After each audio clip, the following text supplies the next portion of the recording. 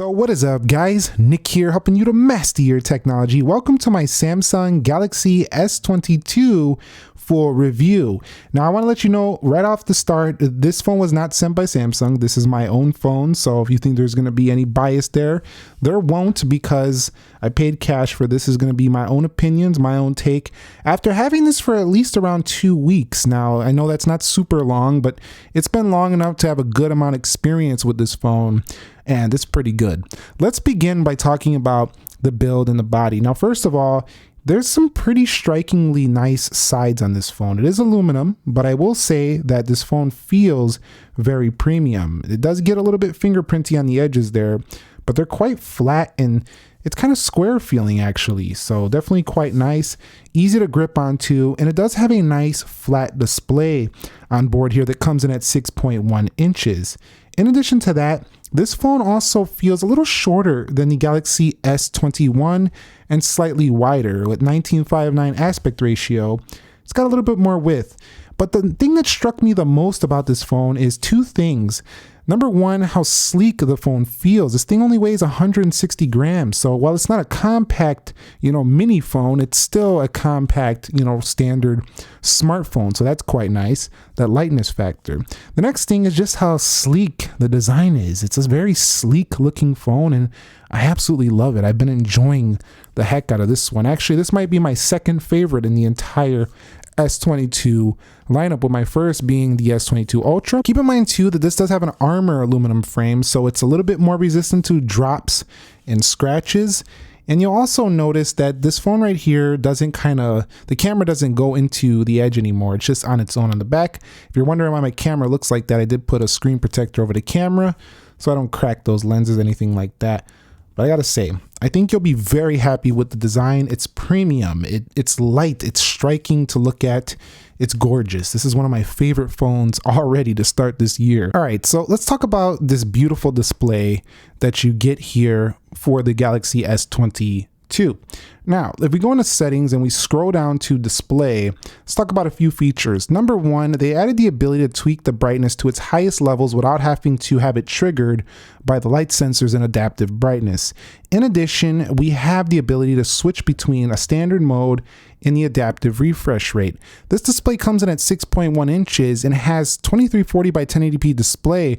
What that gives it a really sharp text of 425 pixels per inch. So really good here on that. It is Gorilla Glass Victus, and of course we will have ourselves an always on display for this phone. Now I will say that this phone right here, the Galaxy S22, also has a nice feature. If we go ahead and type in video brightness, we'll go over here. You'll see that down here, you can change the brightness in certain video players like Prime Video, Netflix, YouTube video players. It'll just tweak the brightness, raise it up. It'll be very punchy. The video will look really good. In addition to that, if you are reading something, like I say, with over 425 pixels per inch, you're not really going to be suffering at all when it comes to the actual text sharpness. So that's quite nice. And again, because they made the aspect ratio 19:9, it adds width to this panel that makes this phone feel like there's more space to read on. Their S21 I think was a little bit more narrow with like a 20:9 panel, so you kind of felt that more narrow feel. A little bit wider here. It is shorter, but it just feels better to read on. In addition, they have their night's eye comfort shield mode that I like to turn on into adaptive mode, and then at nighttime I go to custom and I tweak that custom mode to a little bit more like this so I don't hurt my eyes at night. You also don't have any obtrusions besides the punch hole up at the top, which can be hidden, and you also have the ability to change on this display full screen apps if you want to do that. So if we go here, full screen apps, down at the bottom, you'll see if they're not to your liking, you can go ahead and decide if you want the camera cut out on or not. So a lot going on for this panel. The colors are absolutely gorgeous. Let's go take a look at a few photos right here that I took with this phone. And you'll see it does display very vivid colors on here. This is not a Coke ad, by the way. These are just photos I took outdoors, and you can see comes through very nicely, that vivid, saturated look you love from Samsung. But at the same time, if this is too much for you, these displays are nothing like the Samsung of old. If we scroll down to here and we go to screen mode, their natural mode is very accurate and very much a non-oversaturated look if that's what you want. So again, options, and a very high quality dynamic AMOLED 2X panel. This phone's display is like a $1,000 phone display at the price of $799. Now, when it comes to the software on the Galaxy S22, you are looking at One UI 4.1 for this phone. Now, it's going to give you some advanced features on here, like link to Windows, call and text on other devices, Samsung's own Samsung DeX, where you can plug into a screen of your choice, just with a cable, and you have a keyboard Bluetooth to this, and you got yourself a little computer. Yes, this pocket size S22 can definitely turn into a computer. That's pretty amazing, I would say. Some motions and gestures that we're used to, lift to wake. We got a lot going on here. And what I find myself loving about the software on the Galaxy is the edge panels, where we can have app pairs, which you can have split screen applications. Now, I do a lot of calculations in my day-to-day life, so I do like to have two calculators because I don't always want to go back to history and find the old, calculations. So that's a useful app to me. It might for you be maybe a dictionary in a browser. If you're at class or something, you need to see a definition of something, but you're also researching whatever you're studying.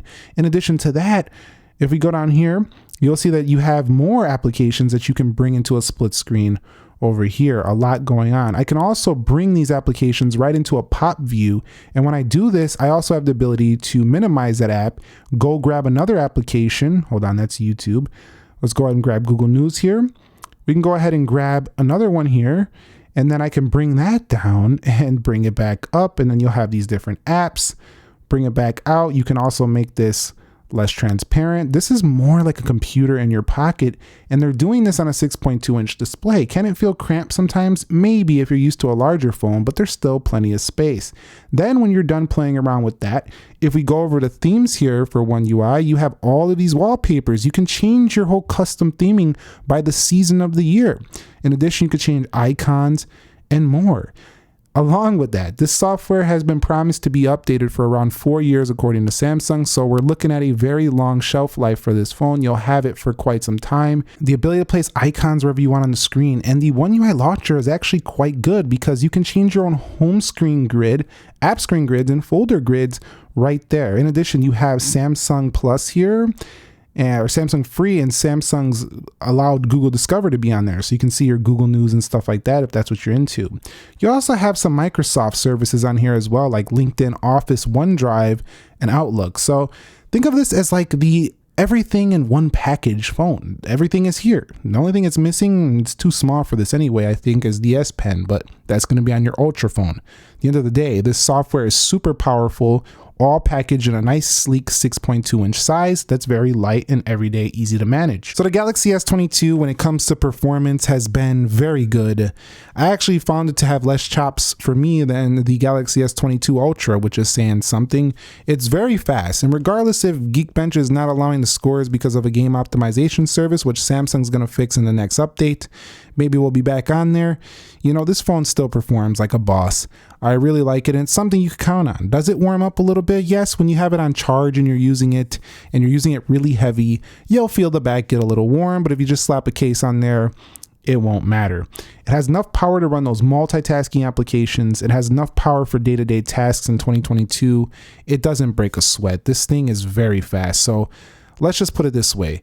You don't got to worry about performance for several years to come if you decide to pick up a Galaxy S22. It's been very good. Not flawless, but very good. And I like, again, the fact that it has that really smooth 120 hertz panel at this price point. One thing I don't like about this phone is it maxes out its storage at 256 gig. Now, I can understand why, this is not the high-end phone, but at the same time, I remember Samsung was allowing SD card expansion, and that allowed you to make the storage last a little longer because you could throw your photos and stuff on an SD card.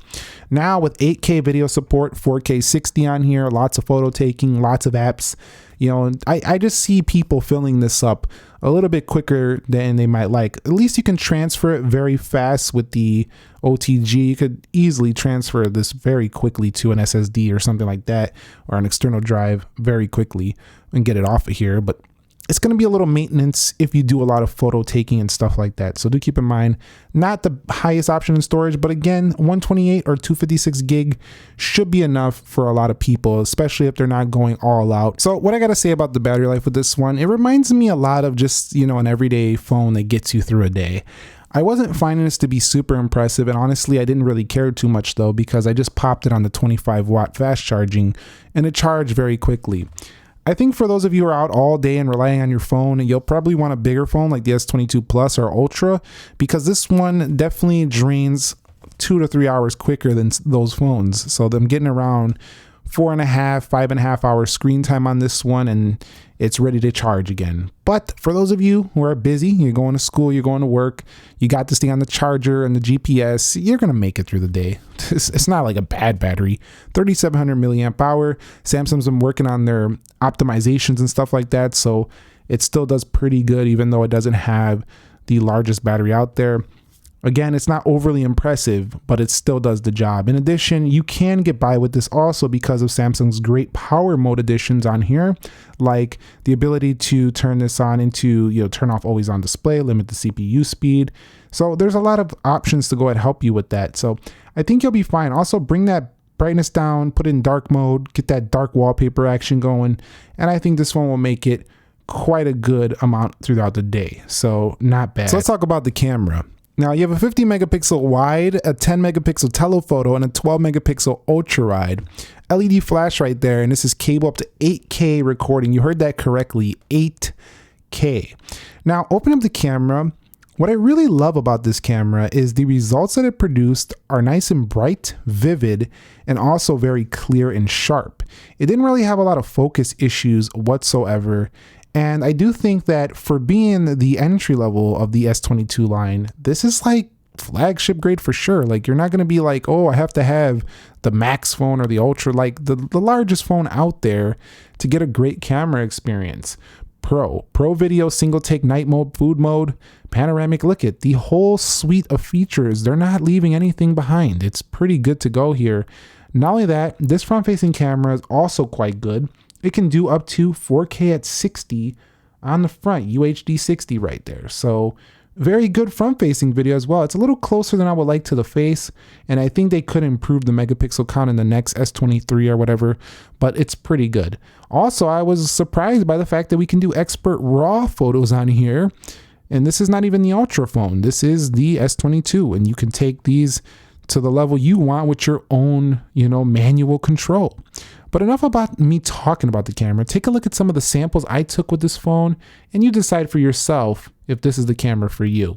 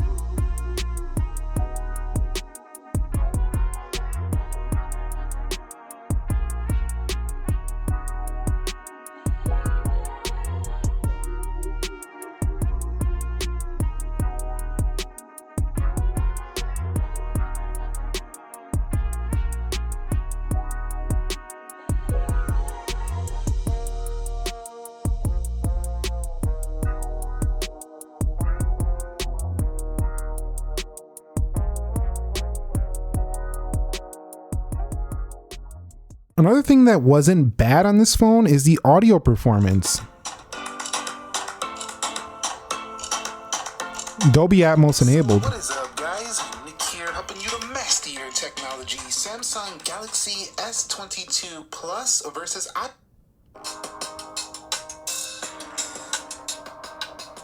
I will discuss the phone call quality with you and tell you that it's pretty good too. Now, what I really like about this is pretty much everywhere I went. I mean, I am in a major city, so I do have probably better signal strength than a lot of you, unless you're in a major city as well. But 5 bars, man, like pretty much everywhere. I like that. I can't say that every Samsung phone in my life was always in 5-bar mode. So the mobile performance, the 5G has been, it's a thumbs up. You know, you're going to be happy with it. It's very reliable. And that's something that you don't really think about until you're using the phone. You're like, what the heck? Why is this thing not loading my web page? And then you forget about all this beautiful hardware, the camera, the software. You're just like, can you please load the page? Not a problem here. Also, I do want to mention the in-display fingerprint sensor did get worse when I put my screen protector on it. That's not Samsung's fault. But for me, it's really good. I would say accurate pretty much every time. You know, just get a good screen protector because it can mess with it. Other than that, in display, perfect. No real issues with it. And I also like the button placement on this phone. It's pretty easy to reach. The power button and the volume rockers. Man, the ergonomics here, they're just spot on. And to wrap it up, I could mention the ecosystem, how you have things like the Samsung Watch, you have quick share with other Samsung devices. There's Samsung Galaxy books that are coming in, that just came out, got announced. You know, they have a nice ecosystem now where all your products can match up. You got the Galaxy Buds that can bump the mic. You got the Galaxy Buds that can go with this phone quite nicely. So a lot of Samsung features, a lot of Samsung hardware to match up with this. Their ecosystem is growing and growing, and it's getting even better. I love it. I love this phone matching up with the S8 series tablets as well. They work well together. My final conclusion, I think that it's down to, do you want One UI? Do you want Android? If you do, and you like that 6-inch style of phone, this is the best you can buy right now. It just is. Beautiful hardware, high-end cameras, really gorgeous display. That size is a great balance for people who have big hands or small hands. I think both people can manage this phone. It's lightweight. The battery is good enough. Charges relatively fast. And because it's an S phone, it's going to have a lot of case support. This phone is awesome. And on a scale of 1 to 10, I'll give it an 8 out of 10. I'm only taking away 2 points for 2 things. I think the battery life can still be improved, even though this is a smaller phone. I want to see better battery life.